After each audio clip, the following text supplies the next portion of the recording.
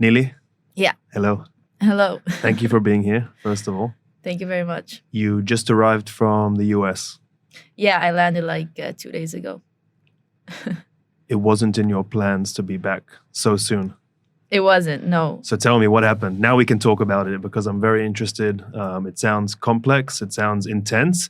On the surface, you look great. I wouldn't think that you're injured, but you are injured at the moment. Yeah. So, by the way, that's one component that, like, when you say, oh, I'm injured, I can't, train or compete or whatever. And like you said, on the outside, oh, you look fine. Like, what are you talking about? So you can get many comments like that. But it was a brain injury.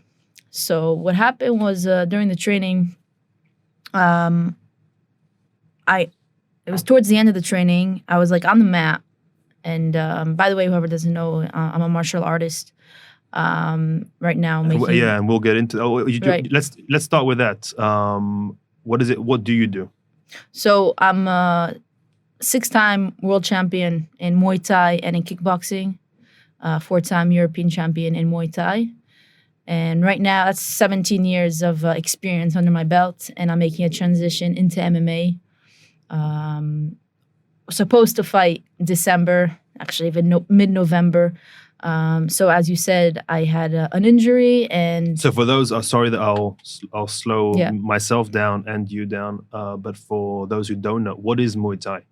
Muay Thai is a martial art. It comes from Thailand. It's an ancient martial art that basically they use their 8 limbs, right? You use your fists, your elbows, knees, kicks, and also sweeps like clinch. So one of the most intense, deadliest. Okay. I'm kidding. You don't want to make it sound like we murder people here. So yeah, But as close to it in a regulated environment. Yes, correct. So it comes from the ancient history of Thailand, where they have to basically protect their king, right? And the king is on an elephant, and all the soldiers on the bottom have to protect them using their 8 limbs. So it's also called the art of 8 limbs. So it comes from Thailand, and there's a lot of history behind it. And now you're transitioning to MMA. Transitioning into MMA, learning all the groundwork and wrestling and defense and offense, the tactics, understanding, what's going to work for my striking that I've been working on for the past 17 years. How to change. I'm really, transferring my striking into MMA because a pure Muay Thai fighter can't just walk into the ring like that into an MMA fight, because we'll be taken down, and be smuggled on the floor. So I'm really learning that game, and it's. Are there many things that you need to yourself relearn, almost like putting the white belt on again? 100%, yeah, for sure. I'm relearning, and I'm changing things up, using things that for my benefit as well. From striking, from Muay Thai. And it's going to be beautiful once I really get into the cage. Fantastic. And you found yourself at training at American Top Team? Yes, right now I'm training at American Top Team in Coconut Creek, Florida. And it's correct me if I'm wrong, but it's a pretty well-known establishment. Yes, it's one of the biggest well-known gyms in the States and in MMA. You have Jorge Masvidal coming out of there, Dustin Poirier just training there right now. He's competing, this weekend. Yeah, all UFC guys. In UFC, correct. You have many one championship fighters there. You have, Amanda Nunes, Joanna. So there's many fighters that came out of there or that came to there to train. And so, So is it selected, like specifically you wanted to train there because of the notorious name for it? Yes. So I was actually referred there by Gabriel Kitobe. He's the trainer here. He's a Brazilian. He trains the judo team, the Olympic judo team for groundwork. Yep. So he told me and Benny, my coach, he said, if you guys are making that transition, you have to go to American Top Team. All of his friends, his trainer friends are there. He knows almost everyone there, and everyone knows him. So that's one of the reasons we went there. Phenomenal. And so did the injury come training at American Top Team? Yeah. So what happened about 3 weeks ago, I think almost a month ago exactly. I'm on the floor, training, and I kind of get up off the mat, and I really feel this dizziness, and suddenly this blind spot also on my left eye, meaning my peripheral vision on my left eye was out. It was blind. And I'm like kind of asking my partner, like, where are you? I can't see you. I even have it like on video. Where are you? And she's like, what do you mean? She's like, I can't see you on the left. I was like, I'm looking at you and I see, looking at one eye, I see both. But when I'm looking with this eye, I don't really see it. And so that was like for 40 minutes to an hour. And like only about 4 days later did I get to like a doctor and, started really figuring things out. Apparently after doing, MRIs, MRAs, going to neurologists, which wasn't easy in the States to get to these doctors, also because of insurance and just the knowledge of who am I going to, what's going on. It's a new country, it's a new culture. I don't know. Yeah. Even though I'm American, I didn't grow up there, so I don't know how the system works. So I get to the right doctor. I got to Dr. Howard Gelb. It's a doctor, orthopedic, who many of the fighters at ATT work with. And he referred me to different neurologists, different doctors. So I got to the doctors that I needed to. I do the MRIs, MRAs. And apparently what happened at that moment when I felt this blindness, it was a stroke. We have two main arteries in the back of our neck. And one of them kind of was clotted from an injury. I'm 27 years old. I don't just get a stroke out of nowhere. It was obviously an injury. The head is always being manipulated. So it's clotted, and that clot doesn't send any blood or oxygen to the brain, and that's what caused the blindness. But after an hour, it kind of, goes to blurriness and comes back. That means that my brain recovered. But again, there's still, it shows in the cerebellum of the brain, it shows that there was a stroke there and that the artery right now is clotted. And so I'm taking aspirin. I'm taking another, I don't remember what it's called, it's stronger than aspirin, to thin out the blood.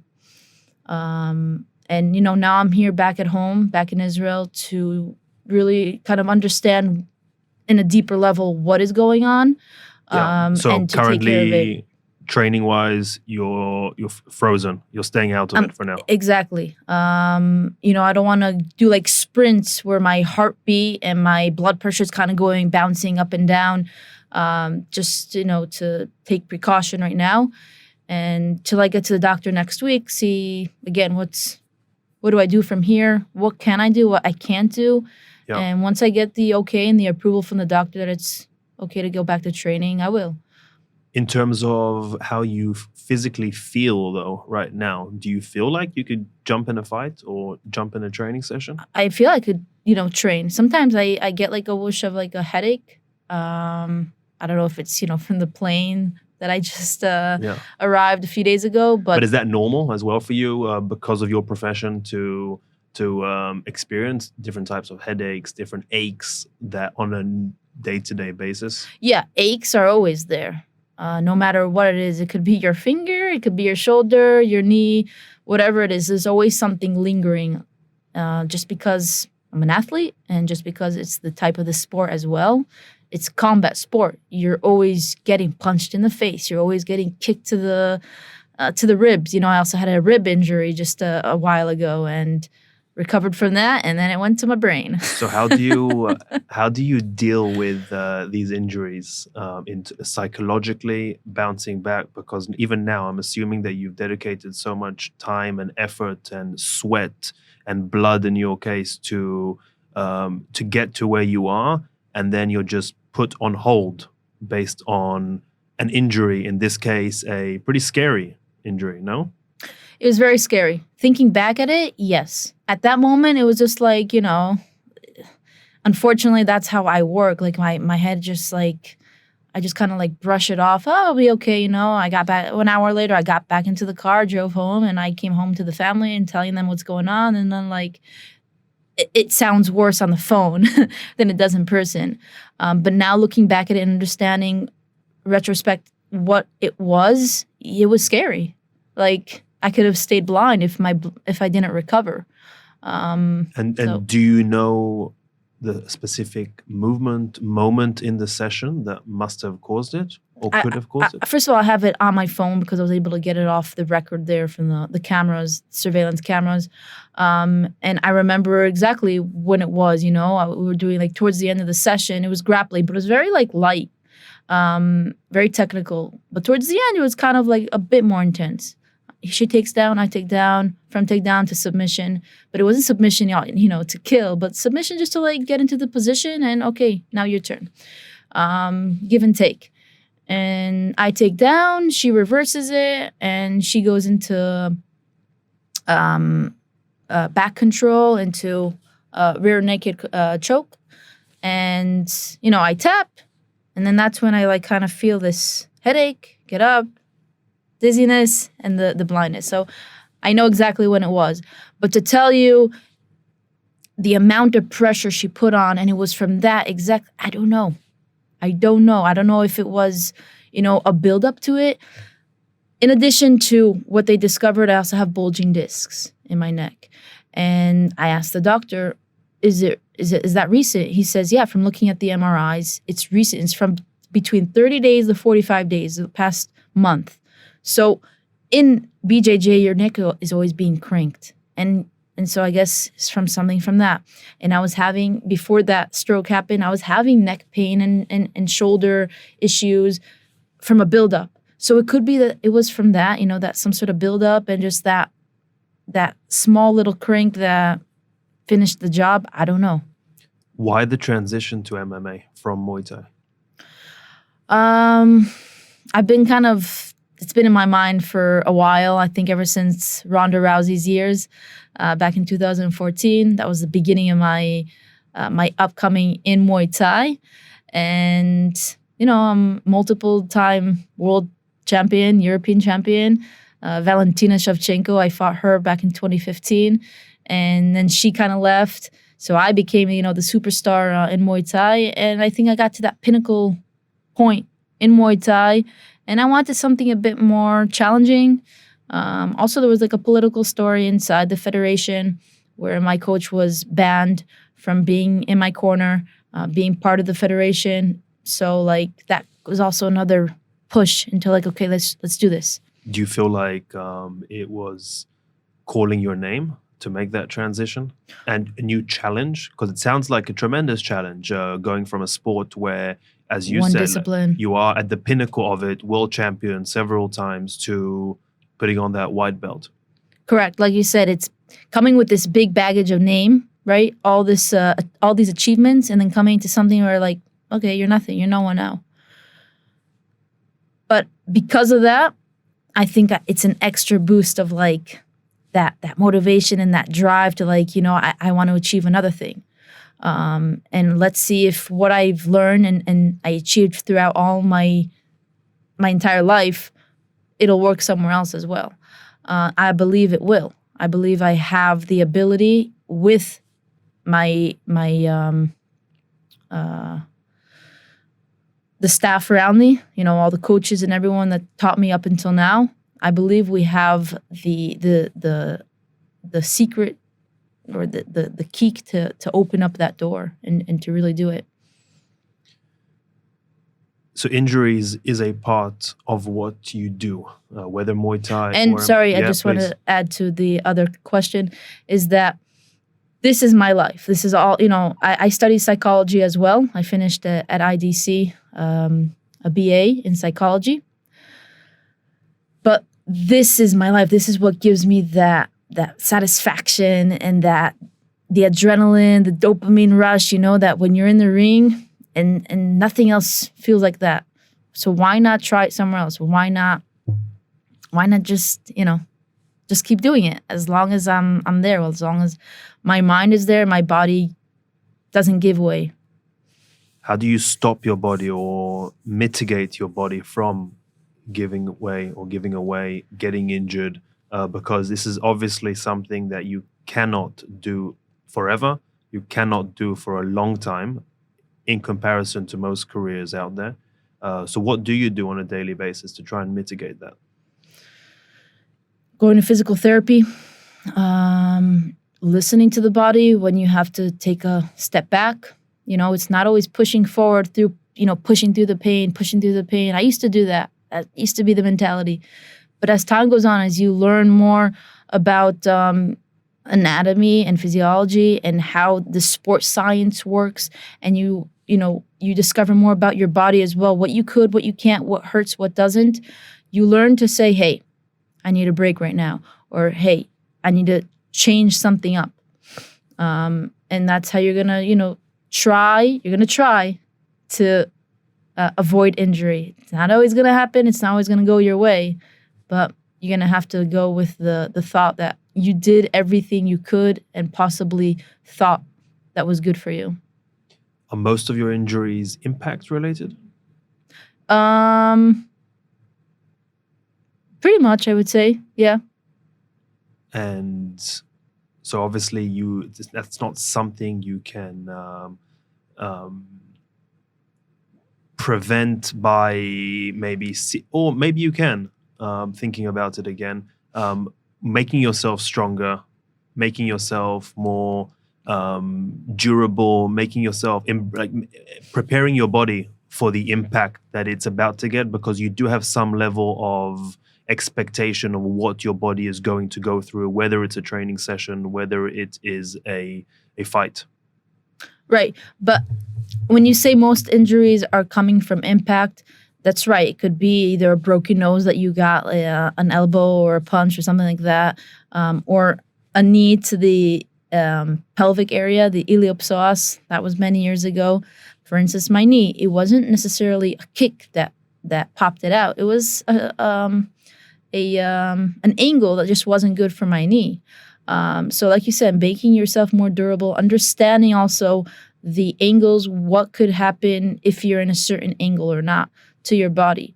And I think that is also something that needs to be done in different gyms, is teaching about injuries, injury prevention, understanding how to strengthen yourself in different areas in order to prevent injuries. It's not just going to a physical therapy and do what you need to do or fix me. Like, have the education. When you have the education for it, you're gonna be a much better athlete. Have you seeked? Or also teaching them what you could be doing to injure someone else. You shouldn't be in the gym if you're not able to hold yourself from strength-wise as well. Or, teaching people how to prevent injuries amongst others. I think that's most important, actually. And that comes from the gym side? Yes. From the trainers? Yes.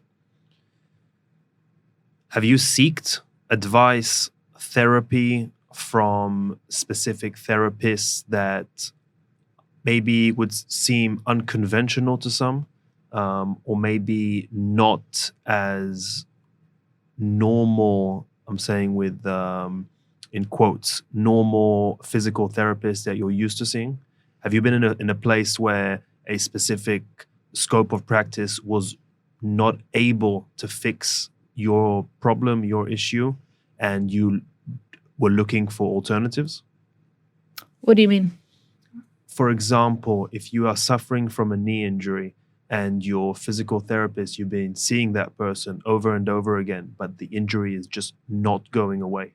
Have you been in that situation where you had to look elsewhere for maybe another scope of practice, or maybe someone who does some alternative treatments or different types of treatments that are maybe not as written in the book?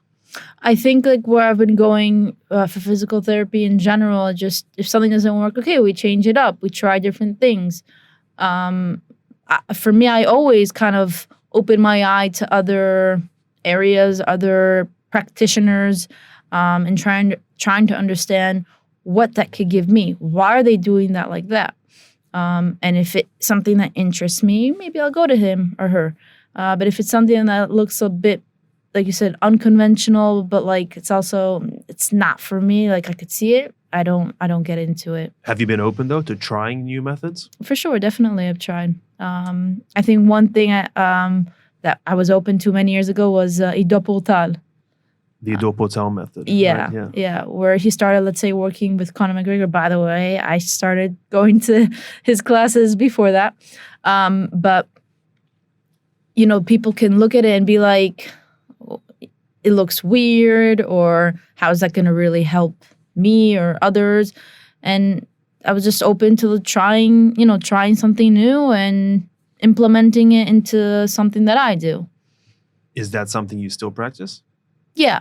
Not saying like, okay, now I'm doing XYZ, that it's Adore Portal, but just things that I've learned over the years to utilize. And add to your ingredient. My daily grind. Daily grind. So what in your day-to-day, in terms of body maintenance, what are some things that are crucial to you that you repeat every day, and that's part of your discipline in addition to your trainings that you do for your specific profession? Morning walks, getting that blood flow going, It's probably something that most underestimate. Yes. Its importance. Yes. Beyond the physical moving, it's getting that sunlight right in the morning. That's super important also from hormones perspective. Release the right hormones for the same hours. And also research shows, at least this is what I read, that it helps you regulate your melatonin towards the evening. So you're almost setting yourself up for a good day ahead. A good day ahead for a good night's sleep. So, but what do you do on those morning walks? What is a normal walk for you? It could be walking the dog. It could be just music, podcasts. Sometimes, yes. Sometimes I leave my phone at home and just walk and observe. Sometimes just contemplate over thoughts. Even if you train in the mornings, then you'll still. If I'm training in the morning, I wake up a bit earlier and I go out on that walk. So you still make sure you get that morning walk. Okay, so besides the walk, so once you finish the walk, what do you move on to? So we have that. There's also I guess flexibility and oh my gosh, I can't think about the range of motion. Range of motion, yeah. Using the foam roller, certain knee stability / strength exercises that, if I don't go to a strength and conditioning class that same day or day before, and I feel like maybe I'm having some pain, I need to get that moving. So I do some, either two legs or single leg movements that help me just to activate those muscles, between the quads and the hamstring, and also the tear. They call it the tear muscle. I forgot the actual name. That's all right. Yeah, we can move on. In the leg. In the leg. No. Yeah. It's oh my gosh, I can't remember. I can't remember. We're blanking. Yeah. Me too. I'm trying also my best here, just not making sounds. But so getting that range of motion, moving, making the blood flow first thing in the morning as soon as possible, and then you go train. So you make sure you do all those things before you train. Yes. Post-training, what is your routine? Some stretches, also foam roller. Really depends also what you did during the training. If it was super hard or super light, if it's super light, then, there's nothing much to do. If it's a bit harder, then you're going to give that extra 15 minutes of kind of relax and bring the tempo down. Days off? So when I'm in Israel, it's usually Saturdays on the Shabbat. When I was in the States, it's Sundays. So at least one day will you take off completely? There's at least one day, yes. Do you still go on your walk, do the range of motion exercises on those days? Yes. So your body's moving every day? Yeah. So that day off is really more of a mental? Yeah. No, that's not true. It's physical as well. In the States, at least, at ATT, every time you step on that mat, you have to know you're giving it your all and that you're going to be at high intensity training. If you feel like your body you can't perform at that same day, don't step on the mat. Because usually, at least here in Israel, okay, I don't feel like the body's very fresh. So Benny, my coach, he kind of mitigates it, or he takes down the tempo a bit, right? He kind of changes things up there. there's a set schedule. If you can't make it physically, you don't feel you're there, you can't perform, don't step on the mat. Don't injure yourself. There's a standard that you have to maintain when you're there as well. Yes. Have you been in a position where you thought to yourself, okay, I'm not going to step on the mat today? Yes. I remember, it was an example on Friday. I went to physical therapy in the morning. And I just felt that drowsiness, that the body's just kind of like down there. Like it was grappling the same day. I was like, I'm not going. From physical therapy, like I went home, I just, did something else. I just felt like it wasn't worth that extra little push. Throughout the whole week, it was pretty intense. There was no reason to bring my body to that exertion. And the next day, you're going to be sparring with small gloves. Let the body rest. Come back this next day and push yourself. So you're saying that as if it's a given, and it sounds like a very mature and smart approach. Is it that easy though? It's not easy. It's an ethical dilemma in your brain. Very much, yes. And sometimes that's where the coach steps in, and that's why you need a coach. But then, I stepped into my coach's shoes. I asked myself, what would Benny tell me? I'm feeling this right now. What would he tell me? Not to go? I'm not going. So Nili 5 years ago, 10 years ago, would take the same approach? Or maybe 5 years ago, yes. 10 years ago, no. No way. No way. No way. So what do you think changed? Experience. Injuries. Do you think that injuries also taught you about your body? 100%. 100%. I say, like, I could be a physical therapist, without going to school now. I think many athletes can be. Yeah, you learn a lot. So do you go to a physical therapist routinely, even if you're not suffering from a specific injury? Yeah, for the past 15 years, well, maybe a little less. Yes, I've been going to physical therapist routinely, even if something is not really hurting, but maybe try to so it doesn't get to a place where it's going to really hurt, or it could be something else, or always to avoid injury prevention. Injury prevention, yeah. But how many times a week, for example, would you go? It really depends where I am physically. Yeah. Yeah. It would be once a week at least minimum. But when I was recovering, let's say from my ACL, so there was 2-3 times a week I was there.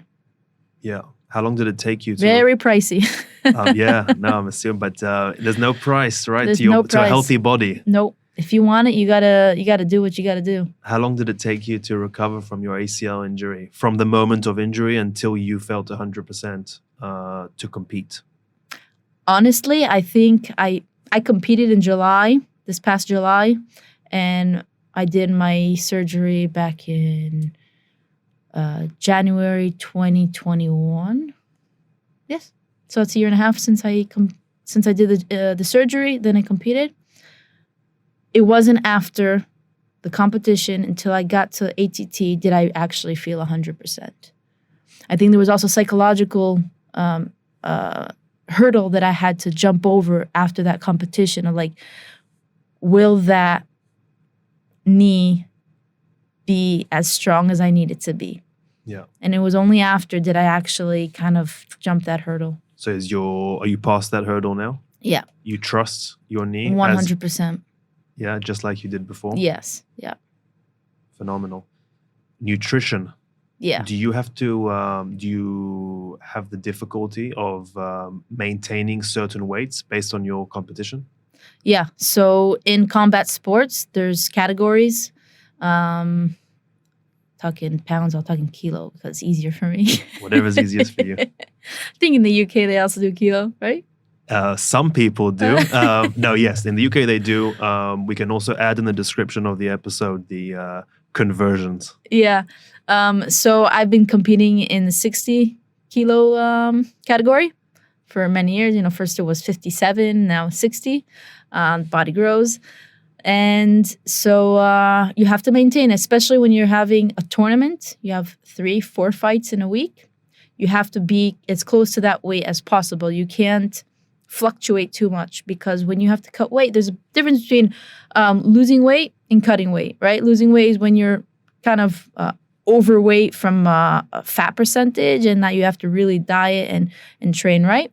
And then cutting weight, is more on a fluid, right? You're going to manipulate your carbohydrate intake and your sodium intake, within the week prior to fighting. And you're going to kind of also avoid fiber throughout that fighting time. Again, so if I'm in the 60 kilo category, I'm not going to weigh more than 62. Like 61 and a half, that was the range. Not more than 62 for sure, because 2 kilo of water, that's more than enough. More than 5% of your body is gonna hurt your performance. So that's when you have a tournament.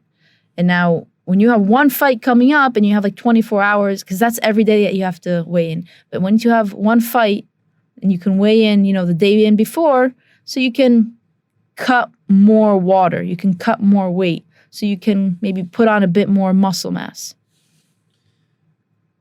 There must be health implications to that.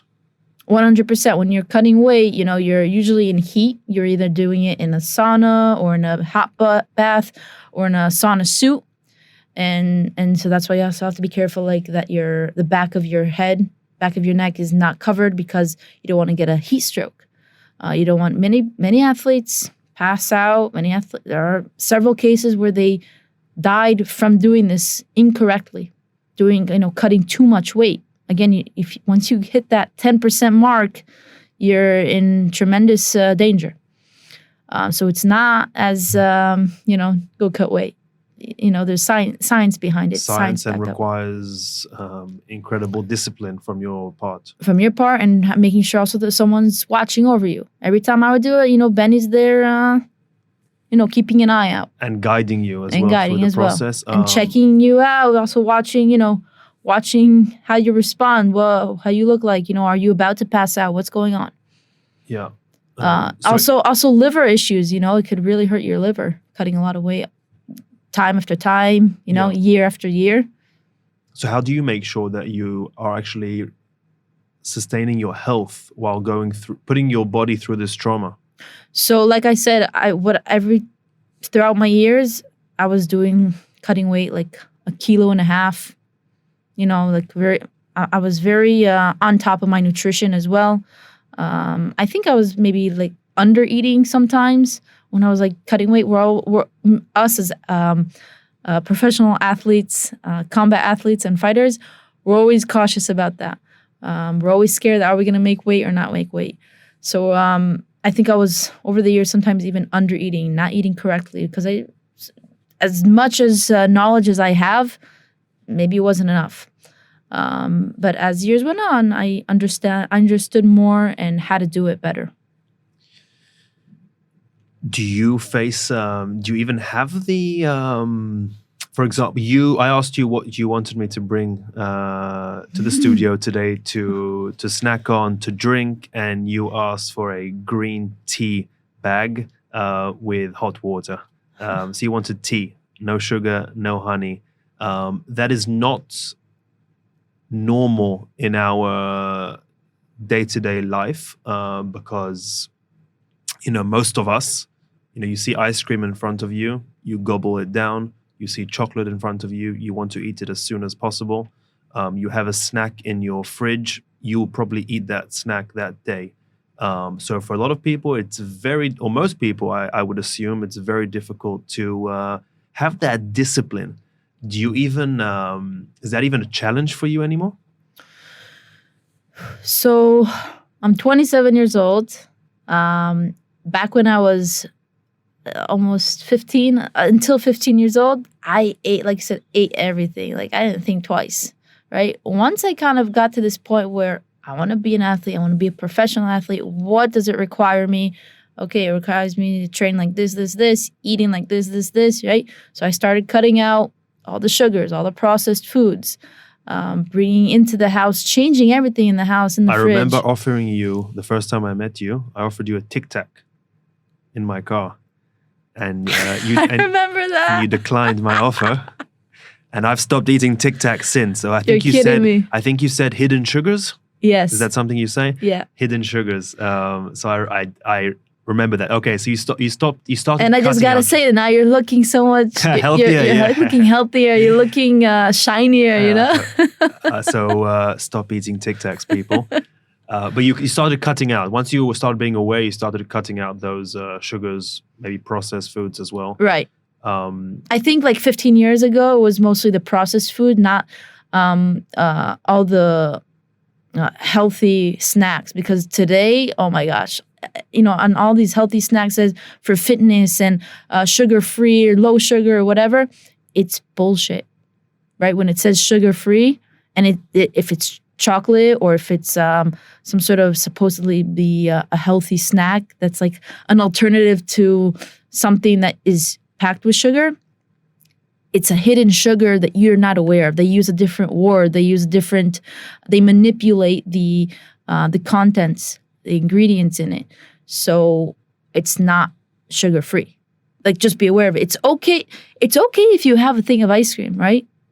But just be aware that you are having the ice cream now, and so it's packed with sugar. So not to fool yourself if Don't you're having fool something yourself. else. Yeah. Because you might be consuming the same amounts of unhealthy ingredients. Correct. As well.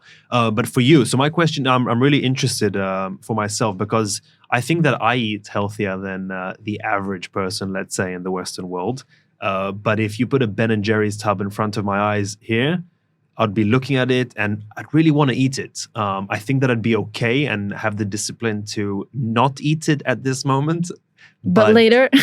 No, even, I could see myself even letting it rot away. But I know that internally, a percentage of me, on some days it's 1%, on some days it's 99%, and usually somewhere in between, wants to eat that thing as soon as possible. So my question to you, because you're so disciplined and so important to your sport, if I put a Ben & Jerry's tub in front of your eyes, do you even have that 1% that wants to destroy that thing? I think I would do as well. I would say...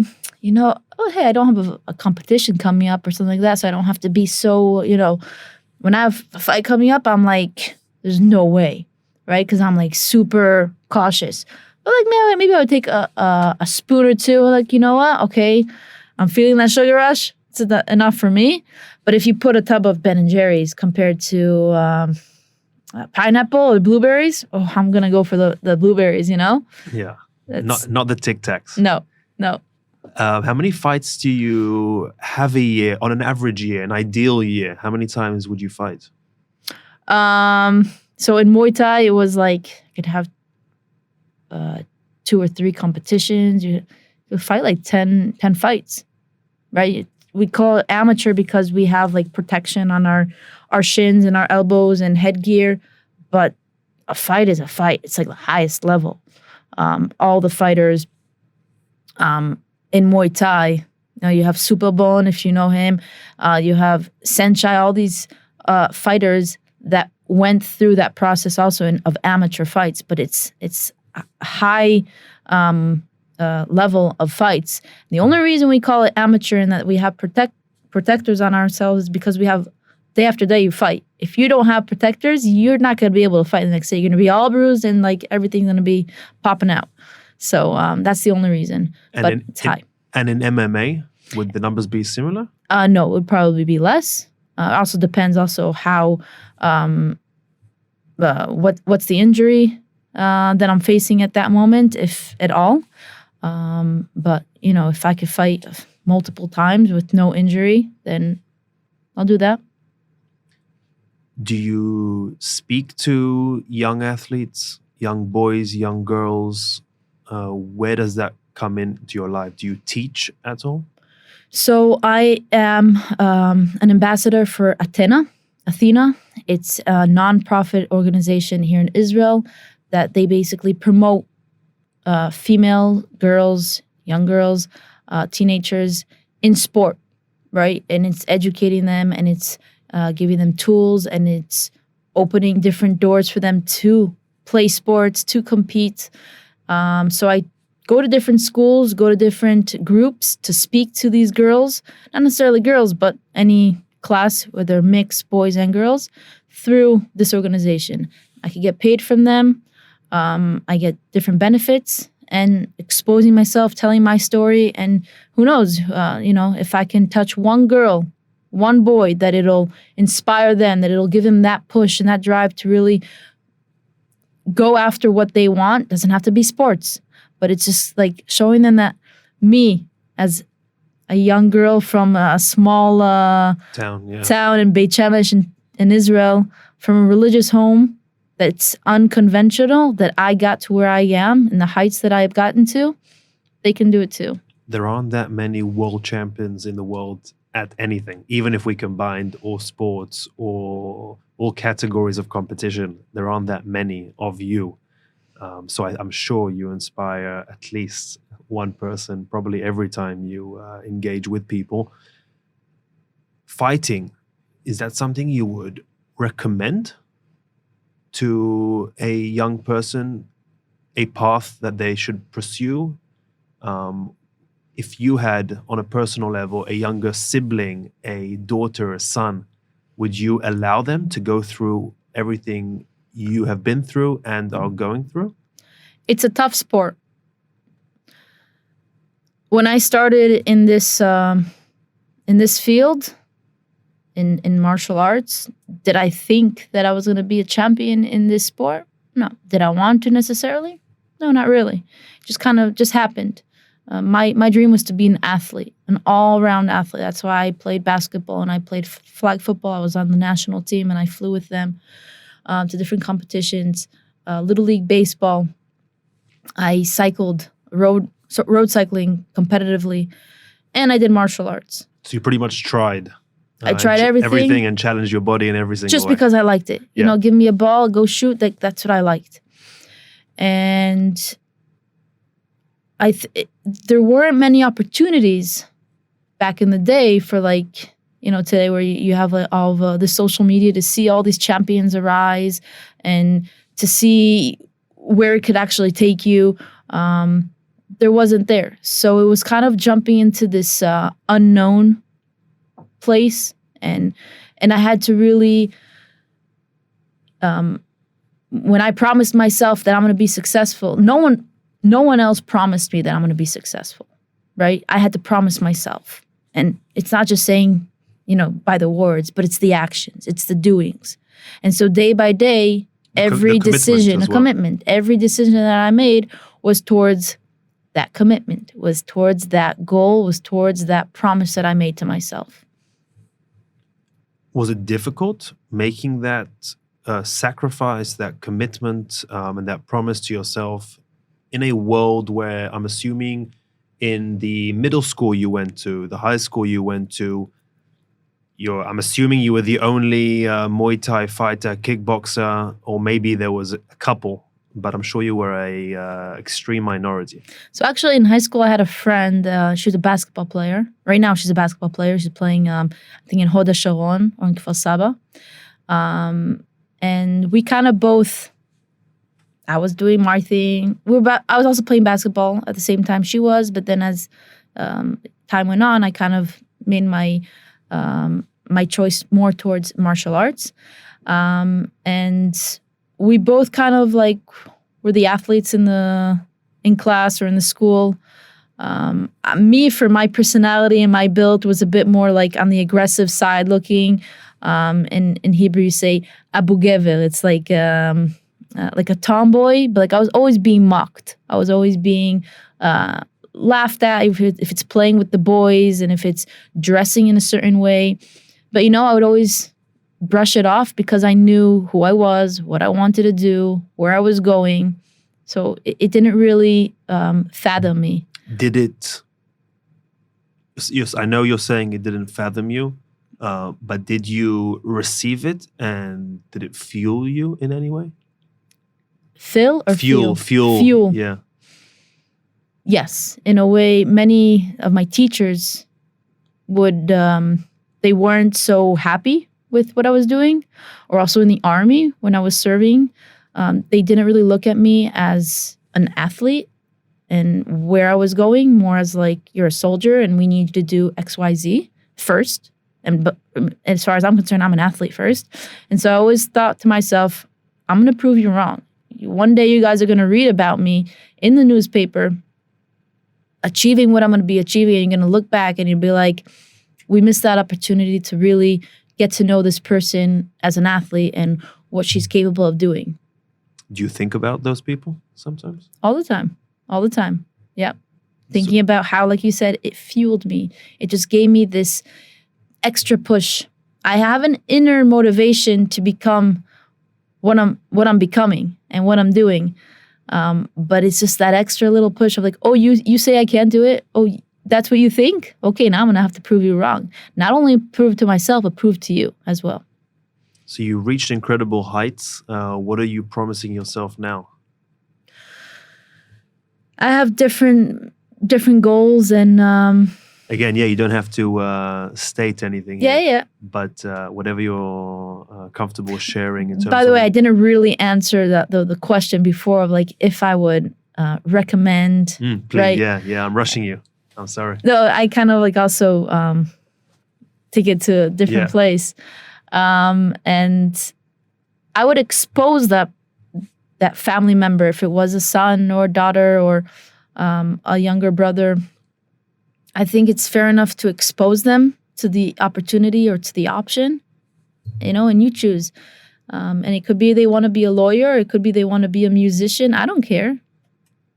Give them the tools that they can achieve it. Could you, though, sorry that I'm interjecting, but if they're exposed to what it is to expect and they still choose to go through that, would you be able, because I'm assuming you went through a lot of highs and lows in your career so far, and a lot of pain. Could you look at your loved one experiencing the same pain that you've experienced? It'll be hard to give that freedom to them because you know what they're going to be going through, right? And it'll be hard. I'm sure it'll be hard, but it's another challenge to overcome. I just look at it as a challenge to learn something about myself that I'm able to, I guess, be vulnerable in. It'll be a challenge. It'll be a challenge. Girl on Fire. When did that start? Ooh. So, it's, I guess, one of Benny's exes that... Benny's my coach, and for the same reason that he's banned from the organization is because that same ex works for the organization, and she was able to manipulate people to kick him out. So it goes back a while back. And she was watching a fight, and she was like videotaping it, and she's kind of just like singing in the background, "This girl is on fire." Alicia Keys. Yeah. And so that's where just like, that's it. That's the song that I'm going to be walking out to. And like, that's the name I'm going to be taking just because like this schwung that I had, that's an English word. A schwung? I don't know, but what is it? Momentum? Momentum, maybe? Yeah. It was like this momentum that I was on from competition to competition, fight to fight, year after year of becoming a world champion and European champion.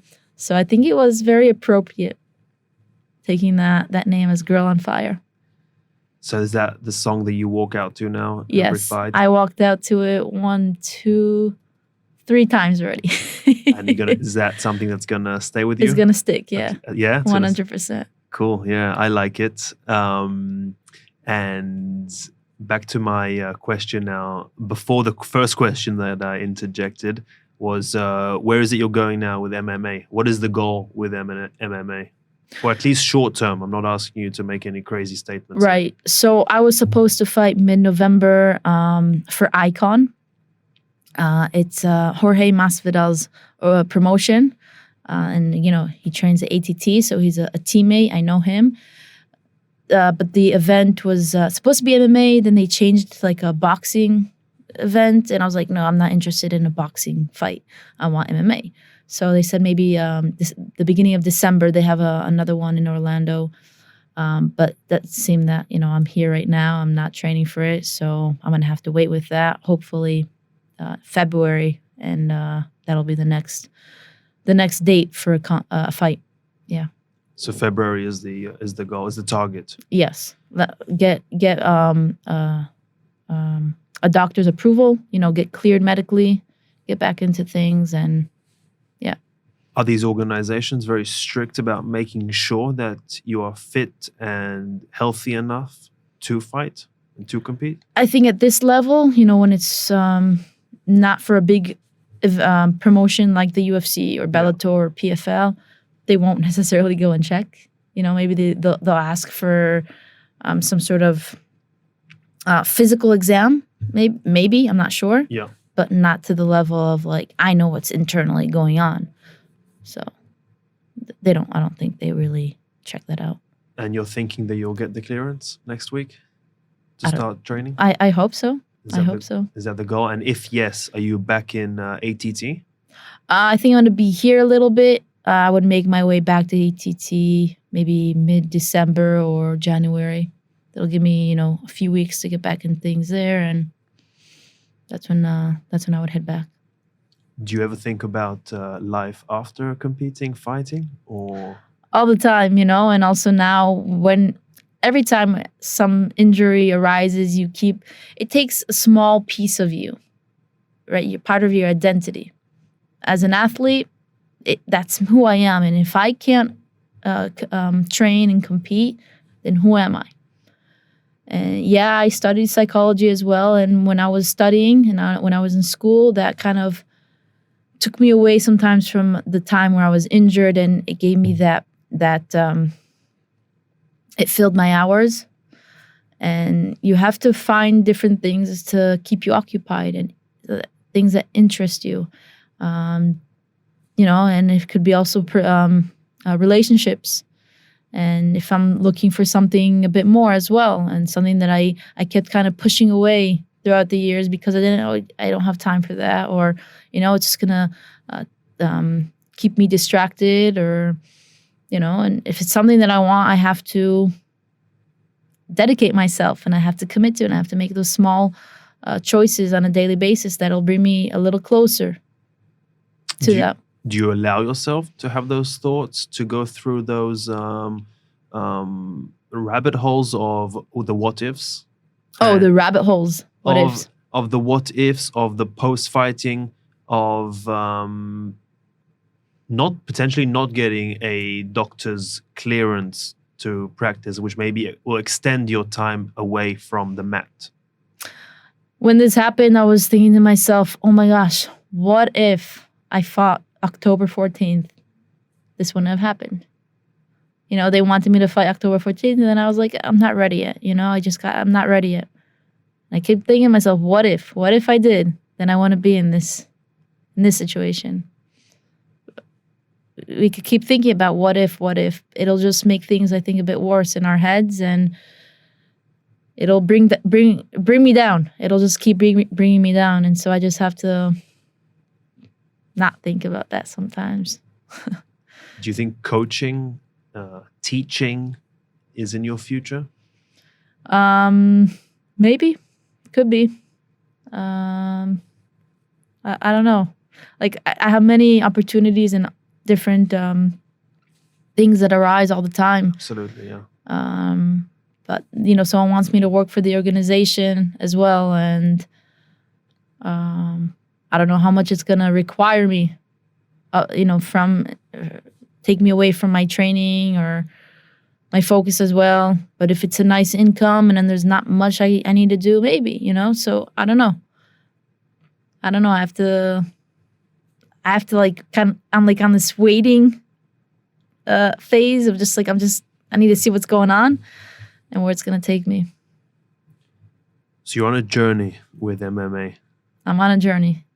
It's a lifestyle beyond the journey because it always opens different opportunities. When I was in the States now, I met with the JCC in Miami. It's like the Jewish community there. They call themselves the Israeli Parliament. it's just Israelis that kind of get together on a day every week, and they have different people that come and speak to them and to expand their get together or their knowledge about different things. And they had me come and speak to them, and I guess just to for them to get to know me. And if I'm competing also in the States, and it's a good community to have my back. And that opened different opportunities as well. They wanted me to come and work with their kids, in the martial arts school that they have for the Jewish community. It's like, that's wonderful. It's just that's in Miami and I'm in Boca. But again, so many opportunities, and sometimes you just got to say yes and go with something, because it'll open another door and another door and another door. You just don't know where and when. But you opened the door of MMA. You chose to enter the door of MMA. Does that mean, though, that Muay Thai, kickboxing is in your past? No, it's part of who I am. It's part of why I'm here. And I'm still part of the Muay Thai Federation. If I have a fight or a competition coming up in Muay Thai, and why not take it? If I have no contract that says that I can't compete in something else, there's no reason why not to compete. So it's still going to be part of your future as a fighter? 100%. What would you... Sending a message to athletes, doesn't have to be young athletes, doesn't have to be better athletes than you or worse athletes than you or athletes at the same level as you. But what is something that you learned that you would like to pass on in order to being able to sustain and manage the disappointments that come on any given journey? So any journey that anyone faces, in your case, it's being a fighter, which I'm assuming comes together with a lot of other things. You went from your school experiences, your friends, your teachers, your coaches, the federation, the different types of competitions, injuries. You face a lot of lows. Lows come to world champions, and they come to athletes who never make it and never win a fight. How can one deal with the lows? One advice, not necessarily dealing with the lows. Everyone has different ways of dealing with it.